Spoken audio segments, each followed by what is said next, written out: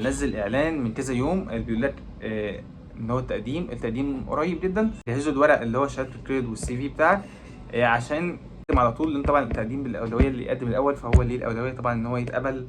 فحرفيا لازم تبدا تجهز الورق من دلوقتي.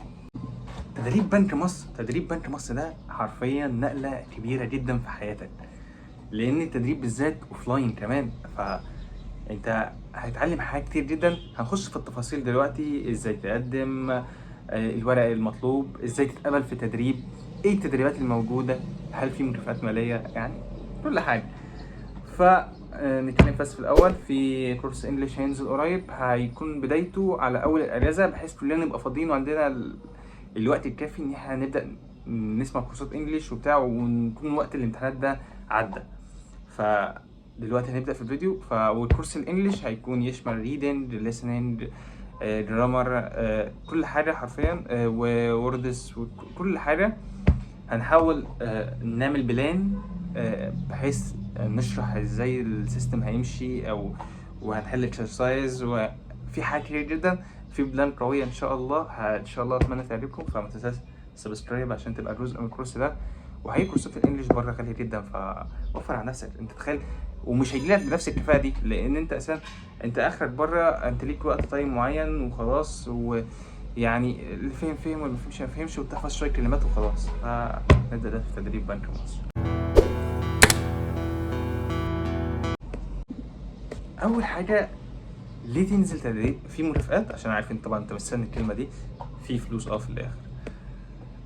نيجي بقى للكلام بقى، انت ليه تنزل تدريب بنك مصر اصلا؟ تدريب بنك مصر، تخيل انت هتنزل اوف لاين، لابس فورمال، بتنزل في ميعاد انك موظف بنك بالظبط، هتقعد جنب الموظف، هتتعلم تعمل حاجات، وتفتح حسابات، وتعمل بطاقات، هتعمل حاجات كتير جدا. تخيل ان انت هتنزل، هتروح، اول ما تروح هتمضي حضور زيك زي موظف، بس هو بيكون بكارت، اللي هو باركود بيعدي على الجهاز. انت بيكون تمضي في ورقه. وبعدين كميه سوفت سكيلز والضغوط اللي انت بتحط فيها، هيتعلم حاجات كتير جدا. انت في التدريبات الاونلاين انت متتعلمش الكلام ده خالص.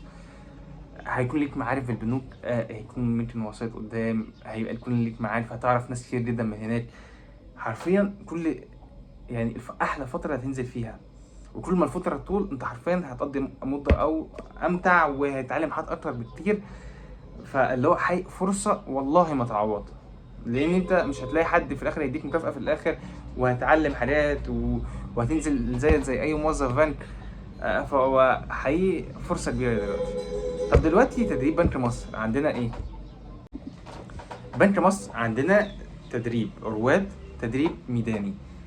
تدريب الرواد ده بيكون شهر، عندنا بينزل راوندين في شهر 7 أو في شهر 8، وبتكون دي 30 يوم، يعني شهر كامل. بتنزل مثلا من يوم 1 لحد يوم 30/7 مثلا، وبعدين راوند تانية من يوم 1/8 لحد يوم 30/8 في تدريب. طب ده المكافأة بتاعته ايه في الآخر؟ طب في مكافأة؟ مكافأة 2000 جنيه في الآخر بتجيلك بعدها بفترة يعني. طب تدريب ميداني، ويكون في شهادة تقدير بعد ما تحضر محاضرة أونلاين. بتبقى في بعدها بفترة، يعني مثلا بعدها بشهر بتحضر محاضرة أونلاين، وبعدين تلاقي شهادة تقدير بعتت لك، ويكون تحولت الفلوس، لأن كمان بيتعمل لك كارت ميزة، وفي يعني في فيزا ميزة، فحرفيا موضوع حلو يعني. طب ايه التدريب الميداني ده؟ التدريب الميداني ده بيكون 15 يوم. 15 يوم. طبعا الفرصة الأحسن طبعا رواد، 30 يوم مكافأة أكبر. في التدريب الميداني بقى المكافأة بتكون كام؟ التدريب الميداني بيكون مكافأة 500. دي بتجيلك برضو بعدها بشهرين، بعد ما تحضر المحاضرة أونلاين بتنزل أسبوعين بس. طبعا اللي بيحضر شهر غير اللي بيحضر نص شهر.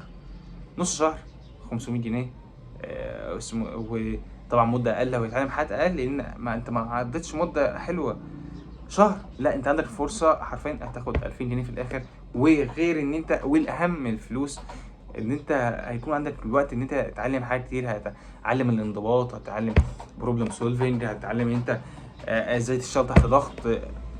كمية حاجات أنت فرصة إن أنت حقيقي ما تضيعهاش. انت لو على فكره انت ما بتروحش في تدريب في شركه، اغلب الشركات تلاقي ان انت اساسا هو انت بتاخد بعضهم. انا في شركات بياخدوا فلوس منك مقابل التدريب. انت بتنزل عليهم تدريب تشتغل وانت اللي بتدفع فلوس. انت متخيل الموضوع؟ عشان ده بيقول لك هتنزل هتروح في الميعاد المحدد 8 ل 5، مفيش 2 دي يعني، انت هي فرنج 4 تقريبا او 5. ف مدة طويلة شوية. انت هتلاقي وهتبدأ تشوف انت بتحب شغل البنوك ده اصلا ولا انت اساسا مش بتحبه، وهو كان مجرد ان هو انت ايه، مدير تروح تشتغل بنك والناس اللي بتشتغل في البنك دول مفيش زيهم. فهنفهم بقى كل ده وهتشوف نفسك انت بتحب طب ايه القسم اللي انت مثلا شايف نفسك فيه؟ هل كاستمر سيرفيس؟ هل في الشؤون؟ هل ان انت عايز تشتغل محاسب؟ هل ان انت عايز تبقى تيلر؟ هل ان انت عايز تشتغل في الاستقبال؟ فانت بتشوف انت وهتشوف هوايتك واللي انت مرتاح فيه واللي انت حابه، فده حرفيا هيفرق معاك جدا التدريب ده. طب انا ازاي اتقبل بقى في التدريب ده؟ اولا لازم يكون السي في بتاعك مطابق للاي تي اس. ايه الاي تي اس ده؟ الاي تي اس ده نظام بيفلتر السي في بتاعك. يعني انت سي مثلا مبعوث مثلا 3000 4000 5000 سي في، هل هيتشافوا كلهم للاتش ار؟ لا، هيتبان منهم مثلا 500 لان هم السيستم ده بيفلتر الحاجات اللي هي مش مطابقه للاي تي، يعني مش عارف يقراها اساسا، فبيروح رميه. فانت لازم يكون السي في بتاعك مطابق للاي تي اس. لو حابين ان احنا نعمل فيديو عن اي تي اس في الكومنتات بقى. وثانيا ان انت يكون شهاده جريد ويكون فيها مبين فيها التقدير بتاع السنه اللي فاتت، اللي هي التقدير السنه اللي فاتت ايه. ويفضل ان انت تكون التقدير بتاعك جيد جدا فيما فوق، لان هو اصلا انت القبول من جيد جدا فيما فوق. فانت حاول ان انت دايما تظبط التقدير بتاعك. وفي البوست اللي منزله البنك منزل بوست هم مش كاتبين ان انت تعمل البطاقه، بس انا بقول لك اعملها، لان هو ساعات في الكومنتات بتاعت البنك اساسا بيقول السي في والتريد ان انت تحط البطاقه. رغم ان هو مش كده في الورق، بس يقول لك لا البطاقه مهمه. فانت حط برضه البطاقه، انت مش هتخسر اي حاجه، حطها معاك وتعمل دمج الملفات كلها. طب التقديم يكون ازاي بقى؟ انا بقدم فين؟ هل انا بروح البنك؟ هل التقديم في سيستم؟ التقديم بينزل على لينكد ان، فانت لازم يكون عندك اكونت لينكد. هينزل لك كورس قريب ازاي تعمل اكونت لينكد ان احترافي، بحيث ان انت اكيد مش هيخش، لان طبعا ما يقولوش الاكونت بتاع لينكد ان بتاعك صحراء. لازم يكون فيه متنظم في السكيلز بتاعتك، تحط ازاي ترتب اكونت لينكد ان قوي لما تقدم في اي وظيفه يتقبل على طول.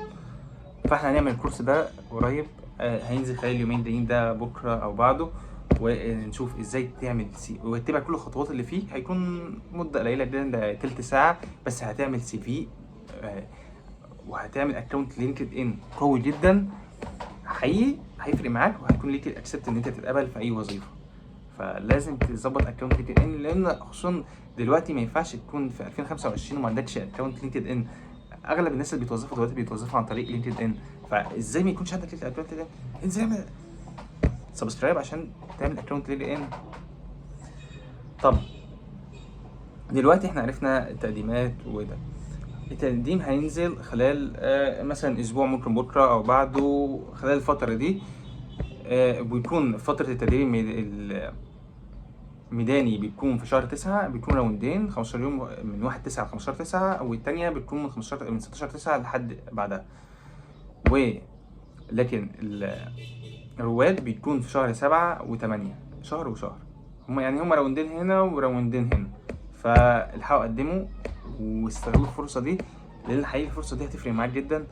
أنا الشريف موسى، لو أنت مش متابعني عشان نتعلم كورسات سوا، وهحاول أبسط كل حاجة، لأن حد يسمى بره أسعار غالية جدا. فتقديرا للأهالي وتقديرا لكل ده، وأنا لما كنت قدك أنا ما كنتش عندي الفرصة، اللي هو ما كانش عندي وعي قوي بالحاجات دي، فانا حبيت ان انا اوصلها للناس. فتشتغل سبسكرايب، وان شاء الله انتظروا فيديو جديد لينكد ان وازاي تعمل اكونت احترافي.